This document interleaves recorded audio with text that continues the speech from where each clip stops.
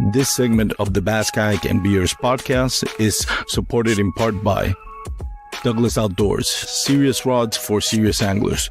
Go to douglasoutdoors.com and check out their new lineup of Era rods that retail under $100. Norsk Lithium, the lithium battery that you need is just a click away. Go to norsklithium.com and check out some of the lightest lithium batteries in the market with the best warranty in the business. Mariner Sales, located in the heart of the DFW Metroplex, Mariner Sales has the largest inventory of kayak and kayak accessories in North Texas. You can also shop online at marinersales.com.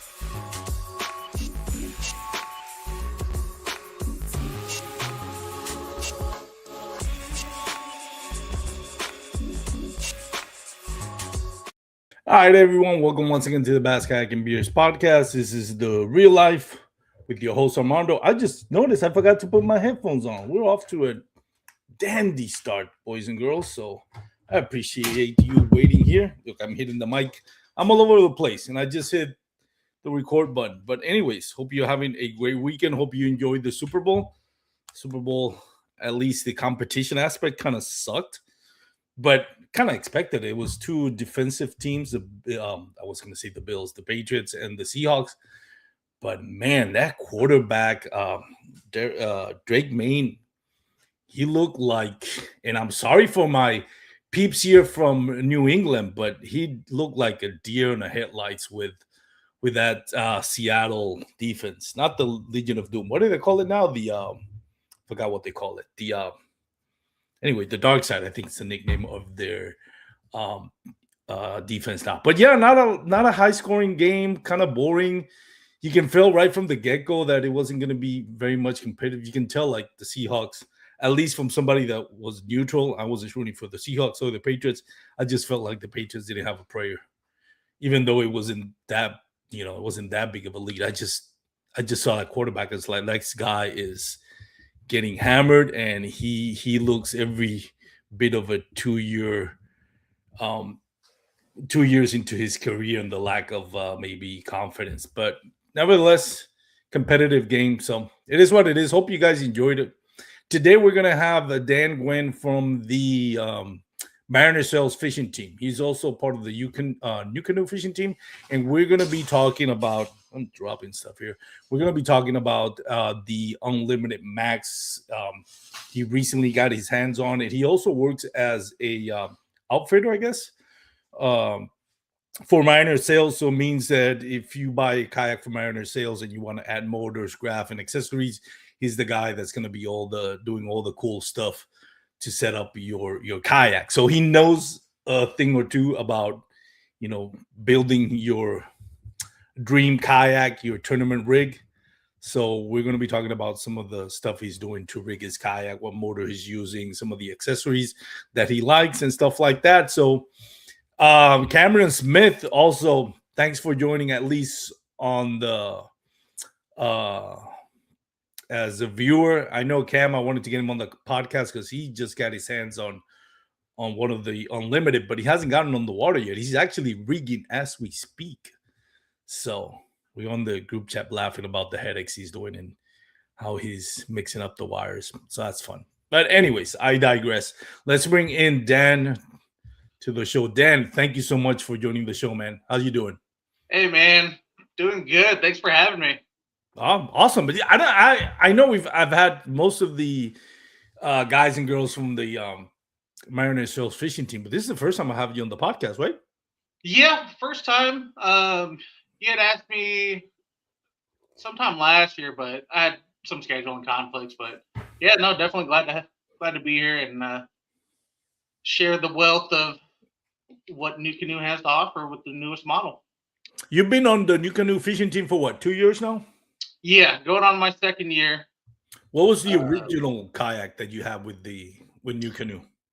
The one I had before, I started out with technically, like I've spent plenty of time in the Frontier 12, which is the bigger, more traditional canoe style kayak.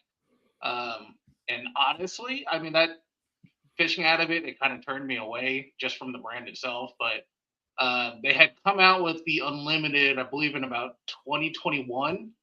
And then that's kind of what piqued my interest. At the time, I was a diehard Old Town um, user and pretty much had two or three different models of. It used to be the Predator PDL. Now they call it the Big Water PDL. Um, Heck of a kayak, but I just decided that I kind of wanted something a little bit bigger and a little bit more freedom to be able to kind of rig however I wanted to. And that's kind of where I landed up with the Nucanoe Unlimited. So that's their 12-foot offering at the moment. Nice.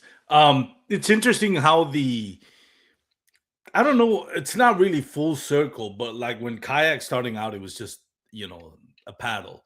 Then Yeah. Hobie came out with the pedal, the fin drive, then I can't remember, it was Old Town, the next one, but eventually the propellers and all that. And we kind of moved away from paddle. And I think now with motors, which technically it's motors, not a paddle.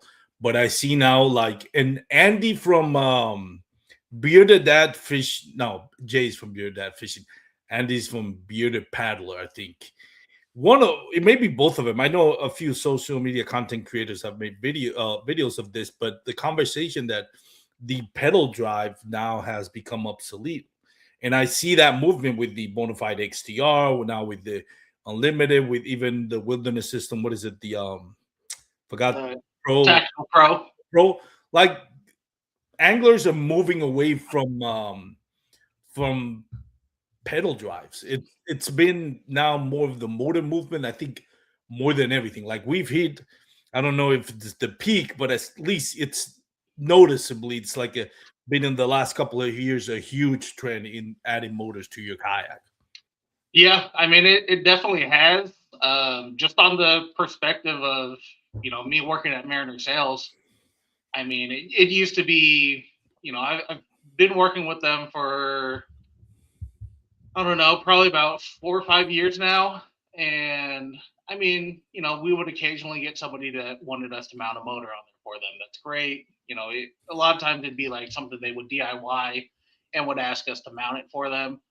But I mean, now pretty much I would say every other install that I do is some kind of motor. So it's just, different strokes for different folks. I mean, I think pedal drives are still, they'll probably still remain relevant, but just with the availability and different options of motors these days, I think it's starting to become more and more appealing to people are starting to kind of come around. I mean, it's just part of the evolution of the sport, I would say. Yeah. Yeah, it's interesting. Like I said, it seemed like paddle kayaks were just going away. It was just the like Crescent, Shoaly, and Nucanoe had a couple, but it was the flagship for most. Um, well, Bonafide also has kayaks that are just paddle, but it seemed like the flagship kayaks were just like the Hobie PA or the Outback or the Yeah. PDL for Old Town and all those other kayaks. I forgot the name of the company. It's not Wilderness System. Oh my God, the one that just made the hammer, Native, which is also associated with. I guess that's Bonafide's version because they kind of merged. So Bonafide kept A little bit. the paddle and again I forgot the name. Good Lord, Native just kind of stayed with the mostly pedal Yeah. drives. So it's interesting, but let's dive into the UMAX. So I call it the UMAX. Is that the how they marketing the UMAX or just Unlimited I Max? mean, Max for sport, Unlimited Max is just part of it's the third one to the lineup that they've added. Kind of I feel like it was something that a lot of the Team Nucanoe guys have been asking for because they sunset the Pursuit model. So the Pursuit was a 14-footer, extremely fast kayak. I mean, this is what Guillermo had been fishing out of for probably the last 2 or 3 years. Um, Easily, it was the most you know streamlined kayak. Fishability out of it was fantastic. Um, but it was pretty low to the water. So I know a lot of us were kind of asking for something a little bit bigger, especially since when the XTR came out and the Tactical Pro came out.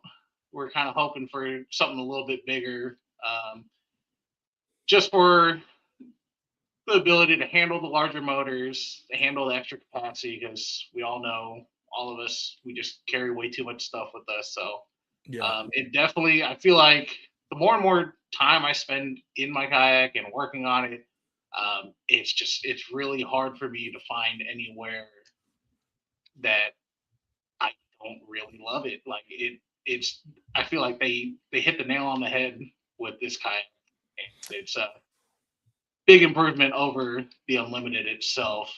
But of course, the Unlimited itself still has its its place in the game. But I feel like this is a probably one of the top kayaks on the market currently for the guys that want to fish big water, fish larger motors, things like that. By the way, before I continue, I failed to give a shout out to the boys that are connected. Rob from Oilfield Angler. Hope everybody's doing okay over there. Rob, also Mike M Kayak Fishing. Thank you for supporting Mike. Also TJ Atkins. Thank you for supporting, of course, Cam, who I already acknowledged. So thank you everybody for tuning in on the live show. If you have questions about the new canoe or the UMax or Limited Max, feel free to put it on the comment section. One question that I wanted to ask you, like, I've never been, because I love to have a pedal drive. I feel like I'm more in control. That's just my preference. It's not a knock on any of the paddle kayaks out there. It's much less the Nucanoe, who's has a great reputation for quality. But I see their lineup, and I can't tell, like, not on the website, but just when I go to Manor Sales, to me, all the Nucanoe models look alike. What is it that the Unlimited Max is offering in their design like you mentioned, it's a huge improvement, or a big improvement, I should say, from what the other Unlimited had on their lineups, or Nucanoe had on their lineups? Yeah. I mean, you're not wrong. They all look very similar. So they had first come out with the regular Unlimited, which is the 12 footer. Absolutely fantastic platform. That's what I've been running the last 3 years. I ran mine with XI3 on it, and then I ran a Tarova on it last year when Minn Kota came out with that. I think it was a year after the Unlimited had first come out. They came out with the U10, so pretty much same platform, but in a 10-foot package. So it was kind of more geared towards people that want to use it for smaller ponds, rivers, more of a what I would say is like a throw and go kayak. And then this year, I mean, what they announced it back in December, and it started hitting dealers 2-3 weeks ago. So it's still very new to the market, but I think, I mean, probably most of the customers I've talked to that have been wanting to switch into a different kayak and kind of going that full motor route, I feel like most of them are going to be, they're all kind of leaning heavily towards the Unlimited Max. So kind of the big changes that they did for the UMax, the most noticeable is on the bow. They raised the bow and the stern by, I believe, it's about another 3 inches, and they flared the bow of it as well. So it actually shears water. Whereas like on the Unlimited, it still had that V nose, but it was anytime you'd be in, kind of rough water, choppy water, and if you're going any kind of speed, you're going to be spearing those waves. Now, I mean, you can go as fast as you want, and it's going to be, shearing that water, kind of like a traditional bass boat would. So you're not. It's a much drier ride than the regular Unlimited. But with that, it also includes the higher weight capacity. The weight capacity for the Unlimited Max is 750 pounds.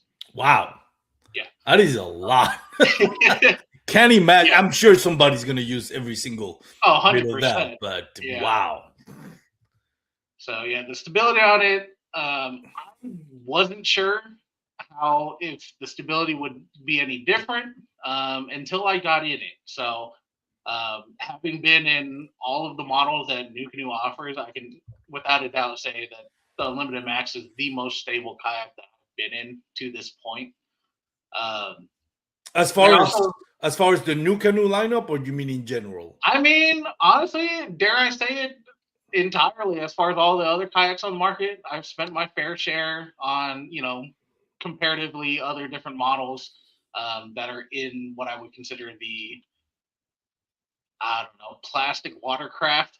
Because, I'm not going to get into the whole debate if it's a kayak or not, but, like the XTR and the Tactical Pro, personally, I would say it is more stable than the Really? XTR. Oh, The the, Tactical Pro, I would probably, I mean, it's pretty hard to beat that catamaran hull as far as yeah, stability. especially so wide too, and Yeah, deep. super The wide. depth on the front of it is really amazing. Yeah. But, the one advantage that Unlimited has is the stability is fairly similar, but with the hull design itself, it's a much faster hull. I bet, yeah. How does it? So one of the things I saw Austin Hoover mentioned on his social media, I think it was on Instagram. He talked about when if you're used to, for example, I'm used to my PA14, which kind of a little bit wide. If you have a bona fide XTR, you can do that wide stance Yeah. because it's not necessarily that it's that wide, but it's just the platform itself, the deck itself has more standing room. Where I see like the new canoe, like Austin Hoover mentioned on his social media, you really are your feet are really just well, depending how big you are, with normal size man or woman, your feet are gonna go only as wide as your shoulders, right? Like Yeah. it's that type of stand. You're not gonna be able to widen your stance, and I know for a lot of people maybe their core muscles or their balance is not as strong as some of the most athletic kayak anglers out there. But do you feel like you're when you stand on it, like even though you can balance and it's a very sturdy and kayak, do you feel like your feet are too close to each other? I don't, but this is also going to be my fourth year in basically the same foot space because it's still the exact same width as it was on the unlimited. Um, I mean at first because I came from my old town and the old town was a little bit wider as far as footwell space, but Hmm. even then the primary stability on it wasn't there. So most of the time I was already standing shoulder width anyways. But to me, I see no issue at all. I can confidently, if I wanted to stand sideways in it and cast sideways, I would not hesitate. Whereas, like sometimes, depending on the platform, yeah, you can fish with both your feet wider than your shoulders, but you can't. If you're trying to cast off to the side, you're still going to be making side casts instead of Hmm. actually casting in front of you, which I believe that. I mean, I'd have a hard time believing that anyone would not feel stable in this kind. Interesting. That seems pretty accurate, and it's I guess it's relative, right? So if you're coming from a bona fide or a kayak that's really wide, it's plenty of kayaks out there that are really wide platform, and you go to this, then you might feel a little bit different. Kind of makes sense what Austin Hoover was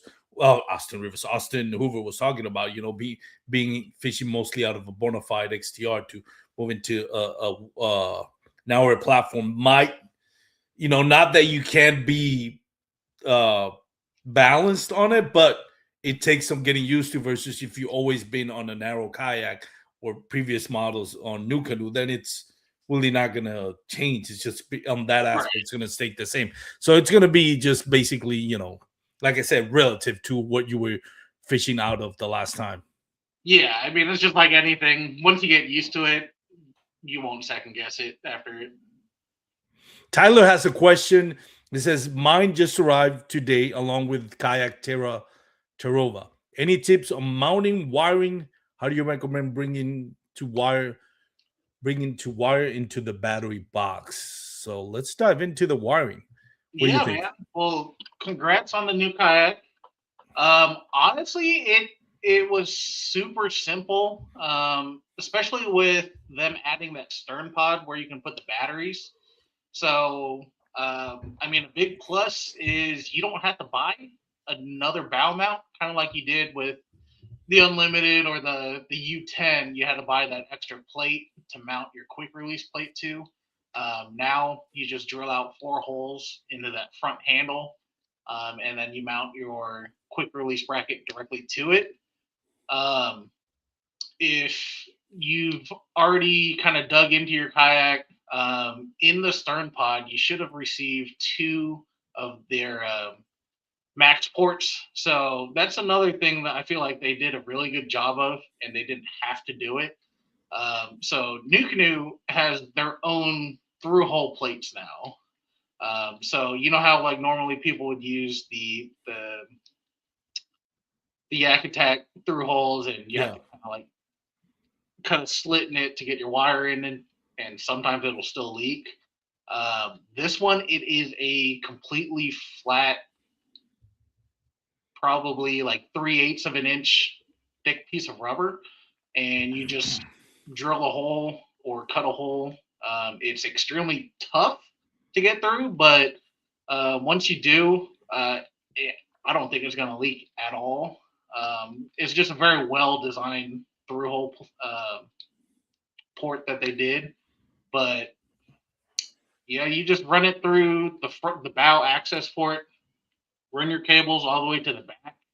I drilled a hole in the back of the stern pod where you put the batteries, and then that's where the other max port plate will go. I mean, it's pretty simple. At that point, you just wire straight to your battery. Of course, don't forget to put a breaker in there, but it's pretty easy to rig up, and it's very customizable to kind of how you want to lay it out. Just because of how big that stern pod is, I was pretty shocked when I finally got my hands on mine because I thought that stern pod wouldn't be big enough. But just for reference, you can fit two Group 31 size batteries side by side. So on average, that is like you know for people to kind of visualize it is a like a 24 volt 60 amp hour from Newport. You can put two of those in there. Like the really flat ones they make for kayaks, or the original, the The typical, original ones. yeah, the typical battery size, Yeah, the not typical. the Yeah, flat yeah, ones that they have. yeah. You can fit two, or well, you can fit one for sure of the low pros. Yeah, the low Um, pros. That's the one. yeah, you can kind of finagle and take the rubber feet on the low pros off, and you might be able to fit two, but I haven't tried it. That's that part. I think it's big. The fact that you can put two motors in that seal compartment, and you and I were kind of like over the weekend when we had that me and Cameron Smith had that seminar at Pioneer Sales. We got a chance to see one of the kayaks Unlimited Max that were being picked up, and that dry box on the back where you put your batteries. You mentioned you drill on the, I guess, on in the interior side of that box, right? Yeah, So, for example, if that box is not sealed, then water can get in, eventually get into the hull. But the way that thing seals, there's no water going into that. I haven't gotten on it, but just by looking at it and testing it out, I was like, yeah, no, that thing is sealed tight. But the fact that you can put two 24-volt 30 amp batteries on it, that is yeah. really, really good. And those batteries aren't going to go anywhere. It's fully supported from the hull, so there's internal supports as well. So it was very well thought out. Mike has a great question. Says, with the Terrova, what is the speed difference versus the Unlimited? That's always relative, right, to your weight, everything. But have you seen an increase in miles per hour from one to the other? So not really. Honestly, with the same motor versus the on the unlimited versus the unlimited max, um, it's probably going to be right at about the same. I can't speak for that because I sold my Tarova and I went with the big boy motor this year. But I will say from other Team Nucanoe members that I've talked to, they've gotten I think like a point 0.2 mile an hour speed increase, which is kind of expected just because it's a foot longer. So the longer your kayak, you know, you're going to get a little bit more speed benefits from that. Mhm.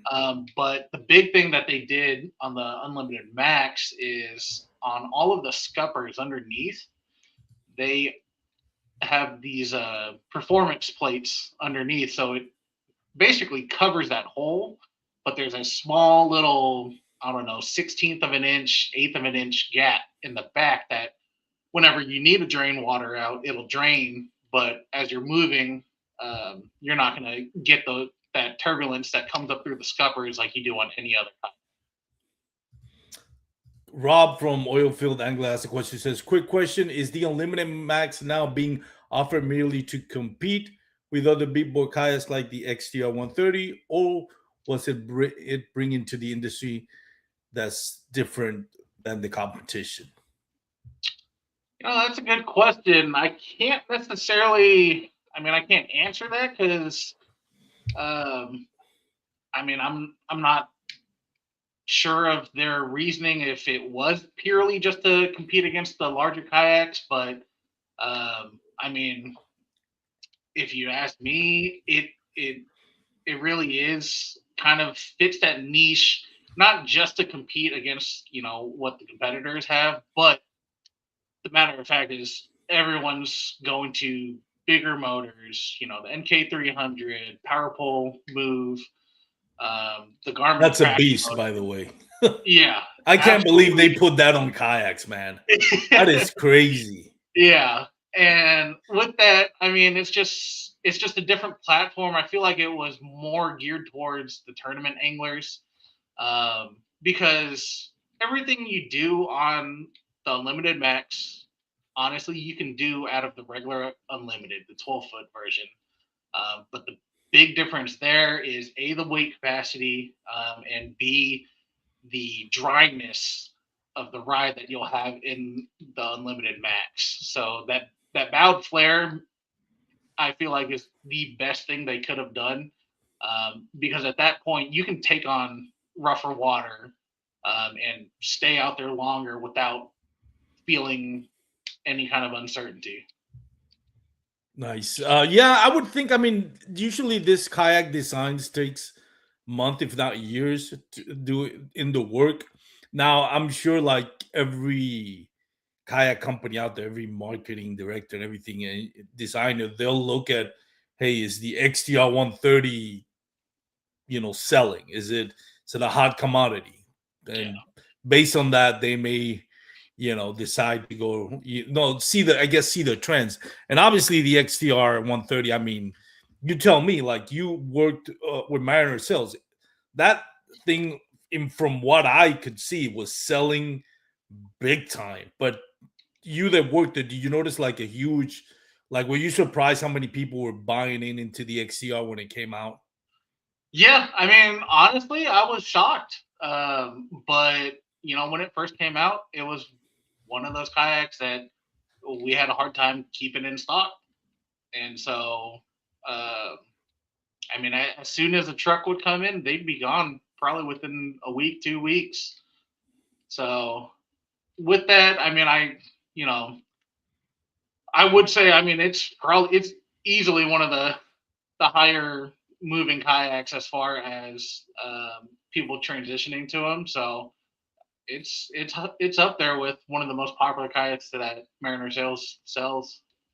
Yeah, I think one thing about the XCR, maybe I don't know if this applies to the Unlimited Max, but I felt like the XTR was that bridge of like people that are bass boat anglers that saw a niche for them if they didn't want to invest in a bass boat, versus kayak anglers, right? It's like there's two groups within our community: the ones that kayak anglers that love to fish for bass, and then there's bass fishermen who default to kayaks because it's cheaper than a boat, and those usually trend to like the XTRs and the big platform because that's more of a, you know, Yeah. not I'm not and again I'm not putting a debate, but let's call an ace of spade an ace of spade. You know, like I mean, it's no dig on the XTR, but it looks more like a Johnny boat or John Yeah. boat than it does look like a kayak. And the perfect example is like you wouldn't paddle that thing. Like you're buying an XTR because you're buying a motor with it. If you're Yeah. buying it to paddle, you're buying the wrong kayak. With Yeah. that said, do you feel what if somebody is interested in the Unlimited Max but really doesn't have the budget or is not interested in putting a motor? How feasible is this kayak as far as paddling? If I'm just gonna paddle and fish out of it paddling, Yeah. is this a good investment? Not based on quality, just saying a Yeah. practicality of use. Honestly, I mean, it would more so depend on kind of what they're really looking at trying to fish long term. Like if they're purely like they have absolutely no desire to put a motor on, um, and just want to get out and fish, I would probably talk to them. We would still consider the max, but that's kind of where the niche of the limited itself kind of fits. Um, you can still perfectly fine paddle the max. I made sure that I went out and paddled it for like an hour, just to see if it would be any different. I mean, it's other than it being a foot longer than the regular unlimited, it's the exact same dimensions. I use the exact same paddle. I had no issue paddling it, but you know, at the end of the day, it's still a pretty massive kayak. Um, you know, it both the max and the regular unlimited have the capacity to run tandem. That is a selling feature for some of our customers. They want to take one of their kids out or occasionally take a friend out. Mhm. Then both kayaks will do just fine, but it's a little bit easier to do in the max. But again, kind of need more information to determine if whatever customer's needs fully justify going to the bigger max, especially if they're planning on just paddling. Yeah, I feel like if you're gonna paddle that thing, it's gonna be on big water still. I would imagine this is not that you couldn't, but let's say you're fishing skinny waters, rivers, and you're probably better off with a kayak that's more specific toward skinny waters than the Unlimited Max. And again, I Yeah, don't want people to think that I'm criticizing it. It's just every tool. You don't use a screwdriver to hammer a nail, and you don't use a hammer to screw a Phillips screw. yeah, So and that's why it's like you said at the beginning. They have three different models of unlimiteds that all kind of look the same, but again, it depends on the person. Those three different kayaks will fit three different niches. So yeah, Mike M has another question. It says, "Is Nucanoe planning to come out with a new retractable transducer? And if so, is there an ETA?" There's a two-parter. It says, "Or does the old retractable transducer work with this kayak?" yeah, so the current retract system does work on the UMax. It's the exact same setup as the regular unlimited and the U10. I did see that they mentioned that they are making an update to it, but we have not been provided an ETA on Cool. And so let me ask you in regards to you say again, this seems to be a kayak that is, you want to put the motor up front versus in the back. You don't have to buy a plate for it, which kind of nowadays they'll save you like that. $150, Yeah, as crazy as it is, or it sounds. But on the back end of it, if I want to put whether it's the new not the Garmin, the Garmin Force, yeah. or an NK, a Newport 1300, 180.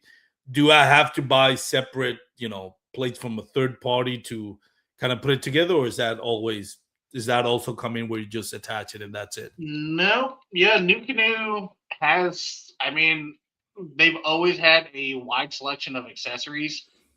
So as far as the thing that makes Nucanoes unique is that they have that square transom on the back. Hmm. So couple options. Not everybody's going to be able to outright afford like a GPS bow mounted motor, or anything like that. So there's a couple options. They make a um, trolling motor plate that will go onto the stern. And if you use one of those tiller steer trolling motors, like those, like the Minn Kota Enduros that are like 50-pound thrust, you can get them for like $100 at Walmart.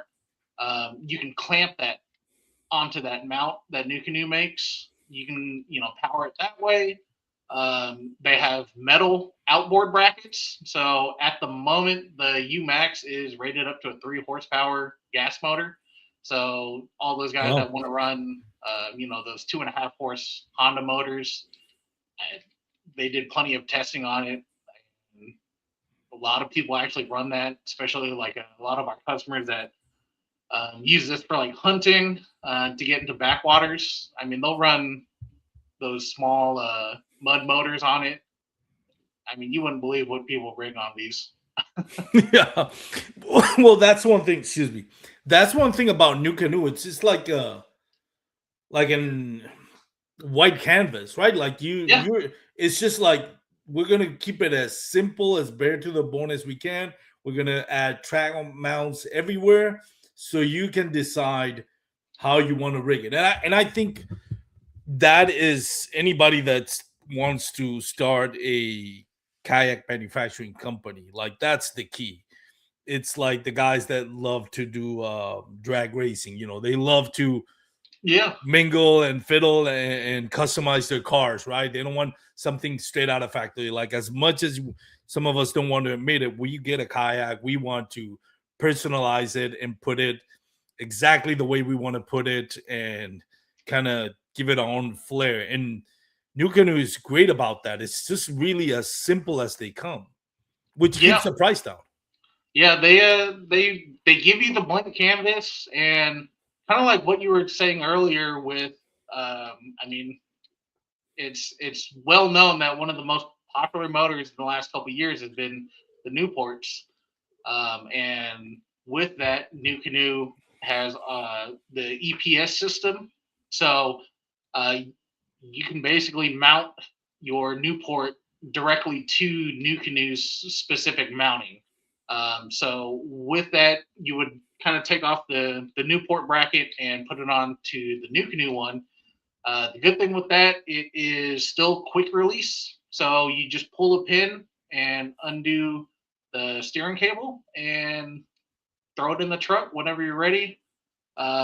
And there's two options at the moment for the steering. You can either do a hand steering, so it's just a little lever that you can use with your hand. But the most popular one is going to be the foot steering. So it is a single foot pedal that would mount on the left side of the kayak, and you'll use your foot just like, if anyone's ever used a typical foot controlled trolling motor on a bass boat, same style, heel toe. So that's how you steer. It's a very well thought out system. Nucanoe also, anytime that you buy the EPS system itself, they also include all of the rigging aspects. So if if you're new to rigging kayaks, you might not know what all you need. But if you know that you want to go with the stern mount motor, like an NK300, and you buy the full kit, it'll come with everything, including the retract system. So whenever you're needing to raise and lower your motor, it comes with all of that, pretty clear instructions. I feel like anyone, if they've never done it before, you could easily do it in a couple of hours as far as doing a full install on Don't tell that to Cameron Smith. it. Cameron can get it done. Yeah.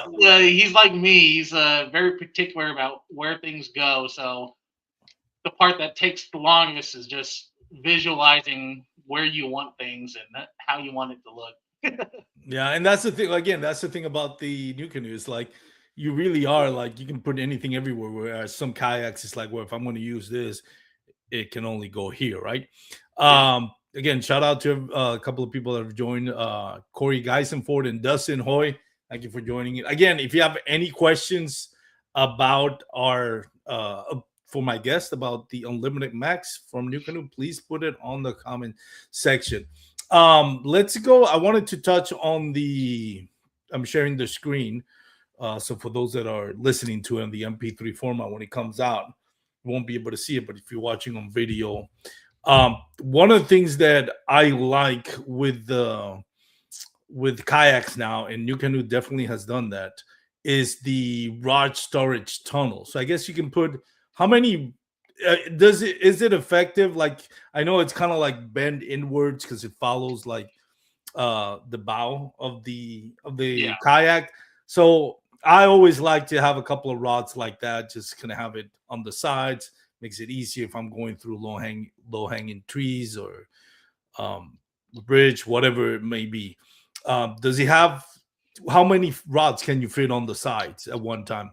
I haven't pushed that to the limits yet, but so far, I've stuck two on each side. So you can see on both the left and the right of that seat, there's that little oval kind of indentation. It's a pocket. Mhm. How they designed it is that is able to fit that's where your reels will sit. So it'll be low profile. So where it Uh, says real bay, all yes. right. Yeah, and you can fit two very comfortably. I don't see any reason why you wouldn't be able to shove three in there. But I used it.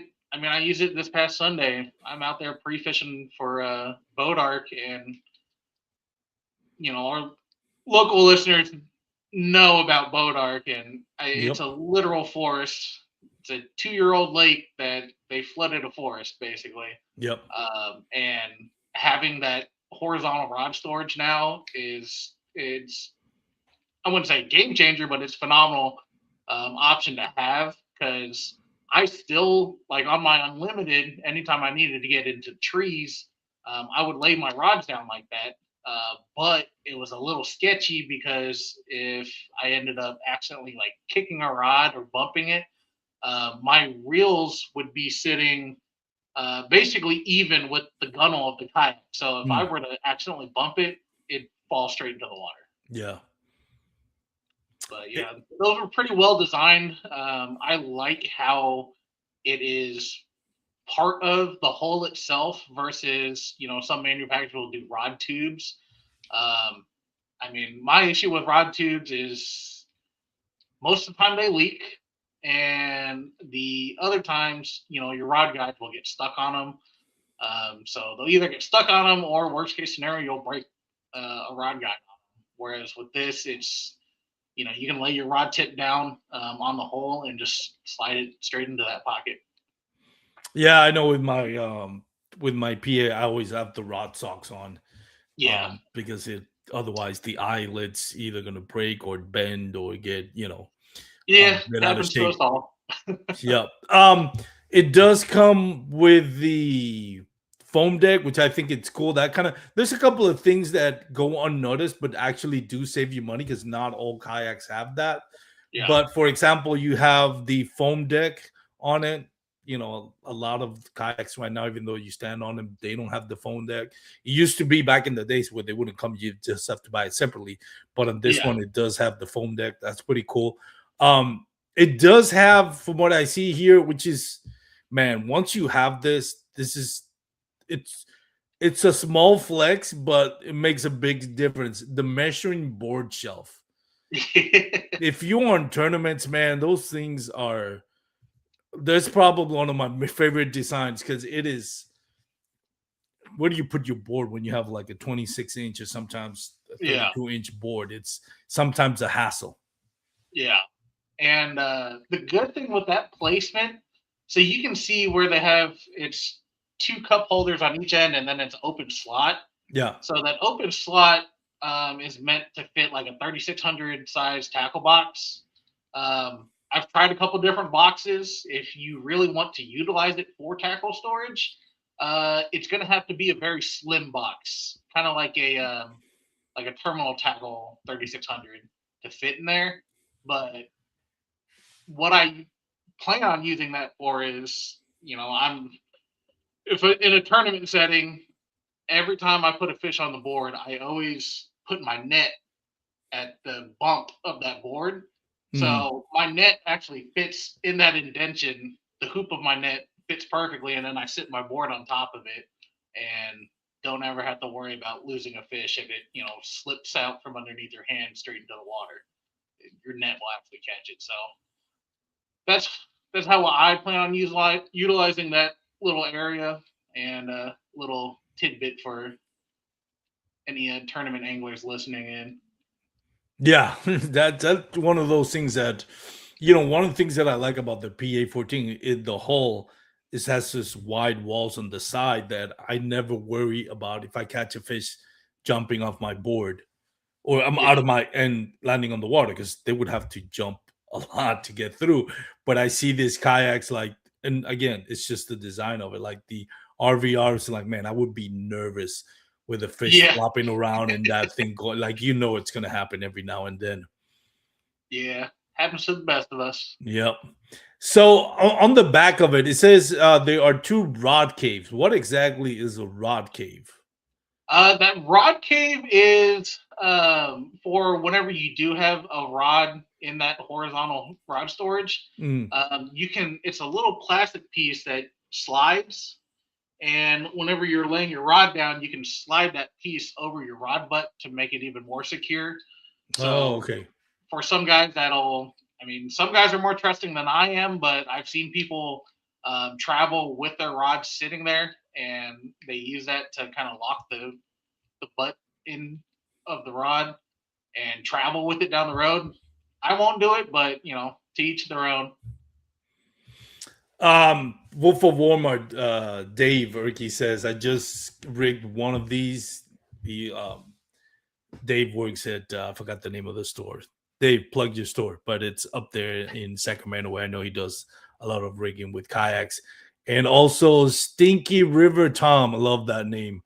Nucanoe guy, I'm stuck on this one. So I got a feeling, with kayaks now, I think it's kind of become like an impulse buy. Like every time a new model comes out, I feel like everyone and their mother buys it. I'm You like, know, that happens, and I'm probably one of the worst just because I do work for a very large dealer. So, we kind of, we get usually one of everything. And, you know, luckily I have the ability, to just go into the shop, put my hands on it, get a feel for it. So I don't have to buy it to try it out. by the way, we got a shout out on Instagram. Double J Jacob Jenkins says that you rigged his kayak. I don't know if you remember that 2 years ago, and it was a beautiful rig. By the way, I didn't know you rigged it, but I Oh, remember nice. that kayak. I think 2 years ago he tried it the first time on the Ray Roberts. I think the first tournament Ray Robert. I can't remember. I think Matt Scotch was the It's got either Matt Scotch or or Oh, Michael Cates, one of yeah. those two. So shout out to Jacob Jenkins. Nice, Um, man.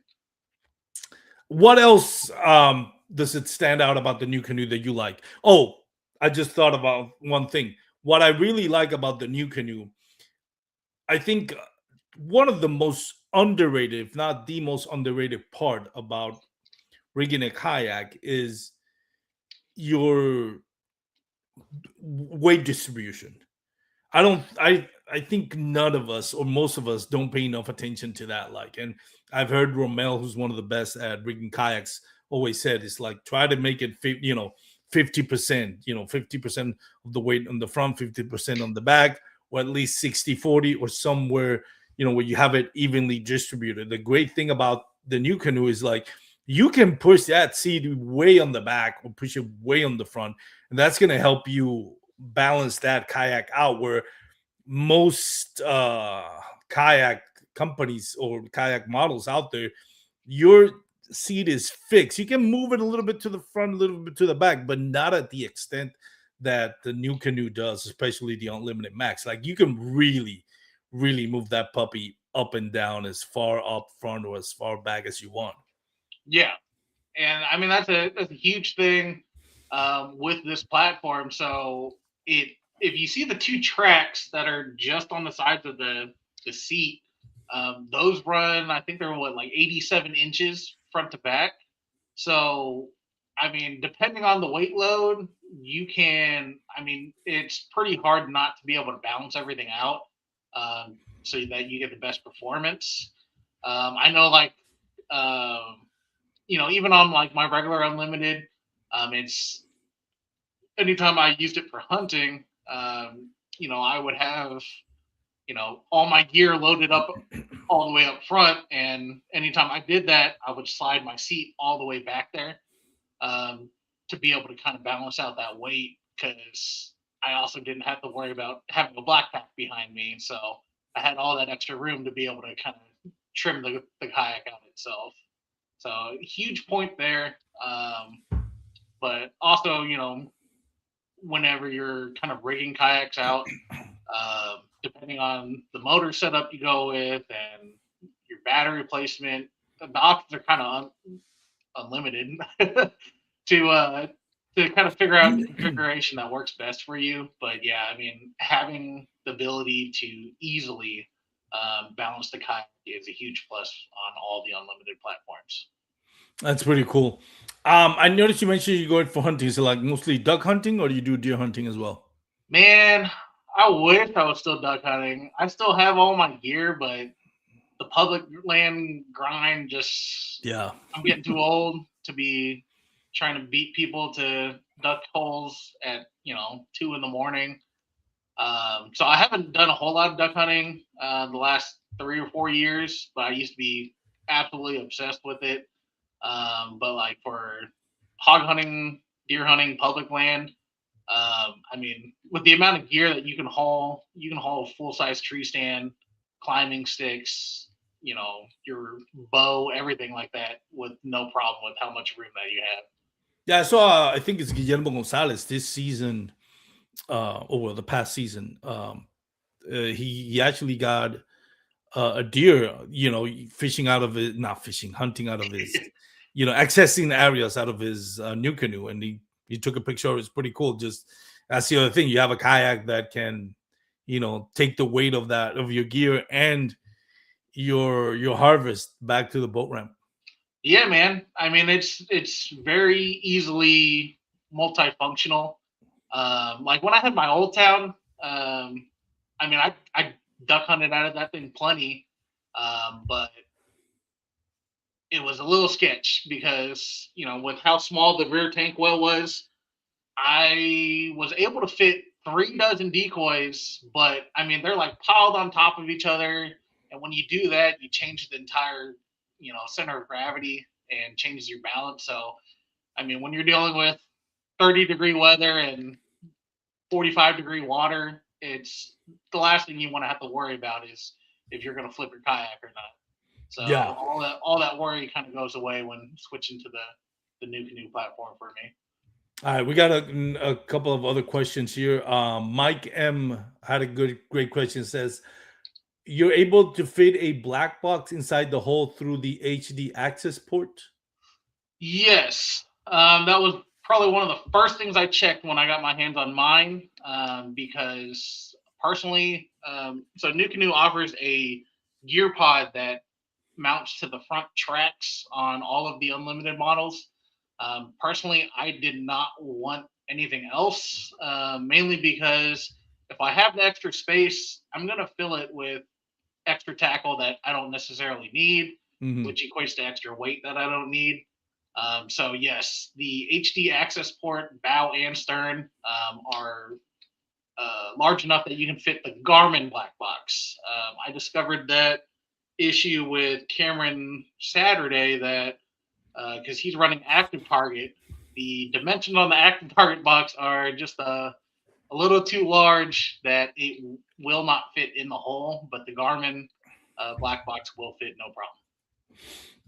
Kansas City Bass Slayer, love that name, says, "Do you guys think?" I'm assuming he's saying think. Do you guys think the UMax will handle two men about 190 pounds with an XI3 and the batteries? I currently own the Unlimited, but don't feel comfortable having another person with me. I think you touched on this already at the beginning, but what do you think? Yeah, man, would not be an issue at all. I ran tandem on my regular unlimited twice with myself and another full grown adult, and I personally would not do it. But on the UMax, there's no issue at all with that extra weight capacity and the extra length. I think that's the biggest difference versus the regular unlimited. That extra foot on the max really actually gives you good foot room for the second person that had to sit at the back. Because on the regular unlimited, you were kind of cramped Mm, if you're running tandem. But I see no issue as far as stability, space, and weight capacity. You're not going to have any issue running two grown adults in a UMax. If you go to like their website or even on their social medias from when they did their on the water release, at one point they had three full grown adults, one standing on the very tip of the bow, one at the back running a stern motor, and one in the middle just standing there. So no issues. pretty cool. There you go, Kansas City Bass Slayer. Hope that answers your question. One thing that I wanted to touch on, because I feel like, I mean, I haven't gone on it, but looking at it, it looked like to me might be an issue, but it's probably not. So that's why I asked you. It has the tarpon drainage system, which is basically it's looks like the scales of a tarpon, which is kind of like a pretty interesting. I've heard that it drains water immensely, like it's one of those things of like technology imitating or innovations imitating nature, right? Like Yeah. it's how effective are those drainage? And my big, I guess, my question in it, like I feel like I would be walking on that or standing on it, it's gonna feel like awkward. So, how good is the drainage system, and does it feel awkward standing on it, fishing out of it, standing with all the, I guess, all the channels that kind of crisscross like tarpon scales by them? Yeah, no, that's a good question. As far as drainage, man, it is. I don't think there's any other kayak on the market that'll drain quicker. Speaking from multiple times that I've basically submarine my regular unlimited because the regular unlimited still has the exact same drainage system, same scuppers, as far as number wise. Because I believe the U Max has 17 scuppers and the unlimited has probably I think just about the same. But I mean, there were multiple times where I'd be heading in after the wind picks up, and I would absolutely spear a wave. And I mean, at one point, I looked down and I had water up to my ankles, and I started freaking out. But I mean, within 2 seconds, kayak was completely empty again. So drainage, absolutely no issue. As far as standing on it, I wear a size 13 shoe, and Okay. I don't have an issue. No, no bragging. Come on. I don't have an issue as far as my foot placement because each one of those kind of individual, I don't know, you can call them scales, for instance, on the sides. My foot fits on it completely. My toes might hang off of it a little bit, but it doesn't feel awkward to me. But again, that's kind of one of those things that it just comes with time.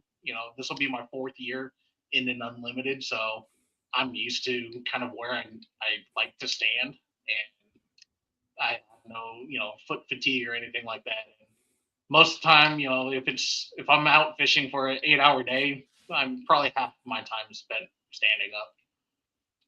What do you think? Any motor in particular that you would put?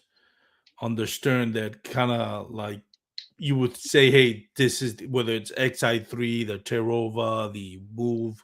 Which one do you think there's particular one that that separates them apart as far as this model is pertain to, or any one of them will do? Are you talking about like bow mount or like motors in general? No, bow mount. Bow mount. Honestly, man, if you guys can comfortably afford it, absolutely, without a doubt, the power pole move. He is Or affording the it. yeah, or you can do what I did, and I went with the Garmin Kraken, which is same as far as power and performance, but it is a little bit cheaper. But it does integrate with my Garmin fish finders. So How uh, fast can you go with it? Like when you say it's as fast, are you talking comparing it to the Move, Power Pole uh, Move? well, I mean, the Move and the Kraken will get about the exact same speeds because it's Really? they're both about the same pound thrust. I think they're what like 112 or 115 pound thrust. So as far as consulting with the rest of my team Nucanoe guys that are currently running a move on it versus me running a Kraken, we're getting the same speeds. On average, 6.2 to 6.5 miles an hour. Oh no, So I'm assuming this is like no wind, no waves, kind of like flat. no, Perfect. I mean I haven't had a calm day where I've been able to get it out. I mean the very first time um, that I was able to get it out just to figure out a speed test. Going into the wind, very light chop. It was probably like 15-mile-an-hour winds. I was still getting 6.2. It's not bad. Yeah, I mean that's you can't ask for more when it comes to a bow-mounted motor because at those speeds that we're talking about, those are NK300 speeds, Yeah. but you have the ability to have GPS anchor, heading, and all of that. So my biggest question with this, I never had a bound mount motor. Like I said, I really just prefer to have the way I use my motors and NK180 is just get us from spot A to spot B, being maybe like launching from the bull ramp, and my spot is like 1, 2, 3, 4 miles away. Get there, and then once I'm there, I'm just gonna use my paddles to kind of maneuver my way. Obviously, the my style of fishing may be different from yours or anybody out there that may do like a lot of like offshore points where you or using their forward facing sonar, the Mickey rigs, all that stuff. It's all relative to how you fish, right? But for Yeah, me, and I ask this question for anybody that may be thinking about it and fishes the same style that I do, which is more go from point A to point B and just work the bank without the motor, just the uh the pedals. If you're going with a motor, like with this kayak, you're basically going to be using the motor like 99% of the time, right? Like very yeah, few times do you need to pedal your way out of paddle your way out of something, right? yeah. How much? I mean, we're talking about typically the guys or girls are gonna buy this are gonna be tournament anglers. How much is that? What in order to fish? I guess my question is, God, I'm going the long way with this question, but bear with me. If you're fishing an 8 hour tournament and you're using either Terrova or the Move or the Kraken, how much battery power? How many amps are we talking about for you to like make sure you don't run out of juice before the tournament ends? It really depends on the motor. So, just kind of speaking out of personal experience, like if you're running a 12-volt motor, like the Motor Guide XI3, the Minn Kota Tarova, any other typical 12-volt, 50, 55-pound thrust motor, I personally would feel comfortable with 100 amp hour. I mean, I've fished, I don't know, sun up to sundown, probably 14-hour days before, and haven't been able to kill it. I've gotten close, but the lowest I've ever run my 100 amp hour was to 30% left at the end of the day, I think that day when I logged everything, I had covered 20 plus miles, which is ridiculous. But Yeah. that all of this also, it all depends on weather conditions. How windy it is, if you're fighting current, things like that. So far on if you're running, like the Garmin Kraken or the Powerful Move, with those being brushless motors, they are extremely efficient. You can either run them on 24 or 36 volt. I personally would recommend running it on a 36 volt battery, just because the efficiency of that motor, of both of those motors, it's way more efficient on a 36 volt setup. But personally, I run a 36 volt 50 amp hour, and I mean, it was pretty windy on Sunday, and I covered quite a bit of water, just because I was pre-fishing. So I had used, I think at the end of the day, I had 20% left. So, you know, I used it more than I would on an average tournament day. So I feel comfortable, not being able to kill a 50 amp hour on a full day of fishing. Cool. That's good information. All right. So I know I have you for over an hour now. So if you have, again, for those that are watching live, if you have any question, please put it in the comment section. Otherwise, we're going to start wrapping it up. Dan, anything else that you want to cover on the Unlimited Max that I haven't asked yet? I think kind of one point that I think you were trying to get to as far as like the fishability and maneuverability of this. Yeah. Being, if you're running strictly just a motor. Again, like you said, it depends on each person's individual style of fishing. But for me, I have no issue as far as kind of maneuvering with the remote. If you're coming from a setup where you're running like an NK300 and then you're pedaling when you're fishing, it's going to take some time getting used to, but Yeah. You can either use the remote, or what I like to do, like if I'm up fishing shallow, trying to cover a stretch of bank, what I like to do is just point my bow mount motor forward and keep it on probably one of the lowest speed settings. So it's just kind of creeping along. And then the good thing with the Nucanoe is that if you have their foot controlled rudder, you can just sit there, leave that motor running pointed straight, and you use the foot steering to steer your kayak. So that's probably the main way that I like to fish when I'm fishing up shallow, is just leave that motor on the slowest setting, and then just kind of fish my way. And if I end up, missing a fish or hitting a spot that I want to spend a little more time on, I can just turn the motor off, or if it's deep enough, I'll just hit the anchor mode on it, and it'll keep me in position until I decide to move again. But other than that, I mean, the big advantage for a bow mounted motor for me was having the GPS capabilities. Mm-hmm. So I'm trying to get better at it and be more confident, and basically spend most of my time offshore fishing. So hopefully I'll get there this year, but that's, most of the time I like being able to, I'll find a piece of structure, brush pile, log pile, whatever. I'll see it on side imaging, and then I'll back off of it and anchor myself with the GPS and just sit there and make casts at it and dissect it pretty thoroughly. One more question before that, you got a shout out. I'm assuming it's to you. David Logan says, "Dang it, completely forgot about my fluffy Viet Boo." Yeah, see it tonight. David. You'll see him this year. He's making his rookie debut for North Texas Kayak Championship. So good luck to you, David. All right, one more question, and I've gotten burned on this before for not asking this question because I think it's overlooked. The seat, the 360 seat. Yeah. Like most of us, we're going to be fishing 8 hours. How comfortable is the seat? Like, do you feel like the seat needs to be upgraded?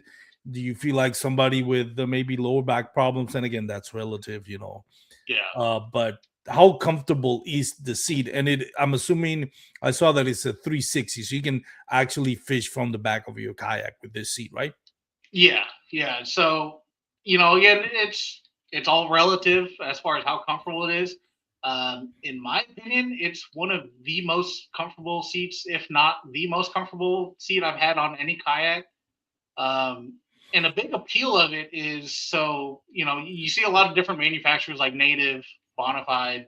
They're all switching to these kind of mesh seats. Well, these are manufactured by Millennium, and I had been using Millennium tree stands for probably the better part of 15 years, and they make some of the most comfortable tree stands. There's a lot of back when I did a lot of public hunting. There used to be a lottery system where like Hagerman up near Texoma, you if you get lucky enough to draw, I mean you could shoot a buck of a lifetime out there on public land, but you need to spend sun up, sun down in that tree, hoping for a big one to slip up. And I spent in one weekend that I got drawn for it. I mean, I was in the tree for over 40 something hours. Please Yeah, tell me you got something though. no, I didn't. Is that in Oklahoma? No, dude, it's I guess technically Pottsboro, so it's on the Texas side. Um, it's archery only. It's in Grayson County. Absolutely phenomenal place. Maybe one day I'll get drawn again, but yeah, I mean, with them, that experience kind of sold me on how comfortable their tree stands are, and with them coming out to the marine side of things, because they make bass boat seats. They even make a pedestal seat that a couple of my buddies run on their bass boats. Super comfortable, but the 360 feature is nice because I'm a bigger guy, and sometimes it's not the most comfortable if you're having to sit there and kind of reach behind and grab something out of your backpack. Whereas with the 360 seat, I can just swivel and kind of grab something over from the side. So that's been nice, but some people I know we've had a couple people buy the was it the Temptress seat? It's like a $200 bass boat seat that a lot of guys are putting on like their XTRs and all that. Yeah, I saw one on Mariner Sales. I'm like, really? Yeah, I mean, I'll take everyone's word for it that they're super comfortable. No, they better be, because that thing is right? bulky. That was out like a Thor's thumb. At the moment, I'm still very happy with how comfortable the factory seats are. Cool, man. All right. Well, I think anything else we're missing, Dan? No, man. I think we pretty much covered it and went pretty in depth. But appreciate you having me on and being able to kind of showcase the new kayak to the market. Yeah, no, I'm really interested in it. Again, I can't see myself out of a pedal drive. I use a motor, but just the way I fish. But maybe someday I'll do. By the way, it's like just adding a motor to my kayak. I already gained like 20 pounds. Like if I go and like I said, I go from point A to point B, but I do pedal a lot on my kayak, and I'm still putting on the weight. If I go full blown motor, I'm gonna jump up to way north of where I want to be. I gotta find another exercise. Not talk about that. All right, Dan. Thank you so much. Yeah, no problem. You'll have to meet me up sometime and take a ride in the Unlimited Max. Are you pre-fishing Bodark anytime? Well, like what is it? Bodark is for Texas Bass Nation next week, right? I just signed up. As always, I'm procrastinating on that. You and me both. But yeah, I'll be out there again. I'll be out there Sunday, but I will be cheating and fishing out of a bass boat. Oh, let's report you now. Nah, just joking. I know that's not a problem with the rules on Texas Bass Nation. Well, Dan, thank you so much for joining the podcast, man. I really appreciate you taking the time to educate us on the Unlimited. I definitely want to check it out someday. And hopefully, for those that are watching and listening, you got a little bit more knowledgeable on the Unlimited Max from Nucanoe. Maybe it's a kayak that works for you with your style of fishing, maybe not, but at least you got more information of it. So now you can make better choices as far as what is going to be your next kayak. Thank you for watching, listening. Remember, you can follow us, Bass Kayak and Beers, YouTube, Facebook, Instagram. Congratulations to Ryan. I forgot how to pronounce his last name. Ryan, if you're watching, listening, I apologize. It's something with an M, but he won the Bassmaster Kayak Series in Florida. So the kickoff for the Bassmaster Kayak Series for this season. Congratulations. Hell of a tournament he put out there. So anyways, thank you so much for watching, listening. Remember, if you're going to be on the water, for the love of God, wear your PFDs. Peace out.